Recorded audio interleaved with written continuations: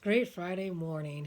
To God be the glory for December 11th, 2020, a week after my mother's birth date, right? Even though she has a different birth date, graduating to glory, and the day before the anniversary of my mother giving birth to me, which I say that we should always honor the ones who are the vessels carrying the children.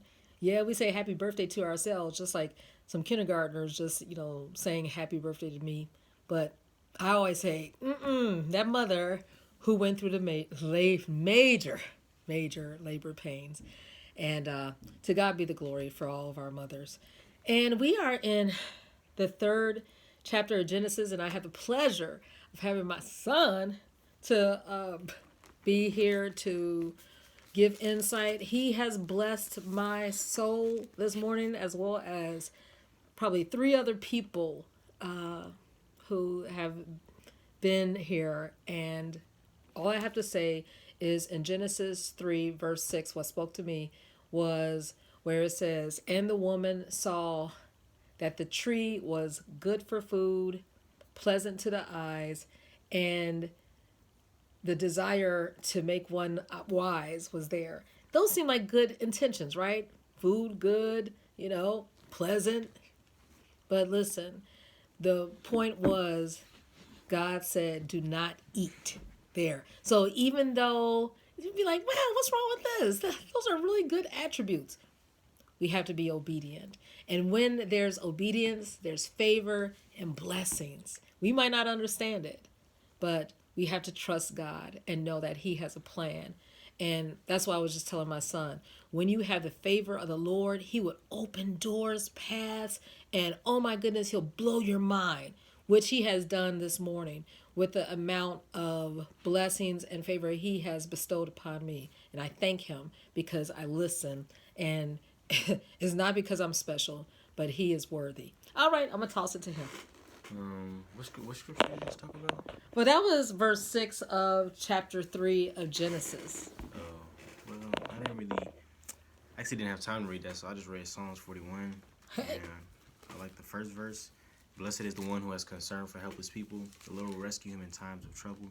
I like that because I went to Whole Foods this morning after a little run, and I was trying to get some fruit and a water, and I had like this coin pouch, and I left my wallet, and then I was like, oh man, I only have enough for this water, and I literally gave him like exact change, whatever, and then he gave me the 2 pieces of fruit for free. Like, he didn't have to do that, and I know Whole Foods is like a multi-billion-dollar company, and it's just that little small act of kindness. I'm probably gonna remember that for a very long time, and that motivated me to be kind to other people. And it said helpless people. And at the time, I'm not homeless or anything. I'm not broke. Well, maybe I was at the time. So I was helpless at the time, and he helped me out. Yeah. So I want to have that same attitude towards people who may not have the ability to conjure up some motivation, or like people in my generation who are dealing with whatever. Just because they're helpless doesn't mean that there's no hope for them. Helpless and hopeless aren't the same thing. So I want to try and be as helpful as I can with the time that I can and with the abilities that I have.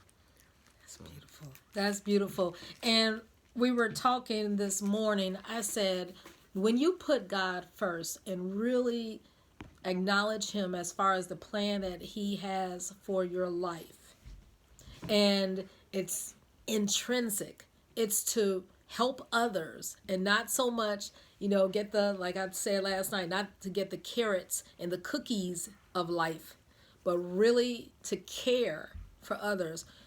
God will really do miracles and just incrementally bless your life so that you can be a blessing to others. Also in Psalm 71, because He is our hope, because He is our trust, in verse 5, from our youth, then we'll be able to declare, O God, Thou hast taught me from my youth, and hitherto have I declared Thy wondrous works. So then when we become old, like another birthday tomorrow, Lord willing. Verse 18. Now also when I am old and gray-headed, O God, forsake me not until I have showed thy strength and thy power unto this generation. Thy power to everyone that is to come. So that is it. You know, he has been so faithful to me. I'm excited about doing the works of the Lord, and I want him to be able to pick up that baton, run and impact his peers and everyone who's around. So, bottom line, verse 24, my tongue also shall talk of thy righteousness all the day long, if people want to listen or not.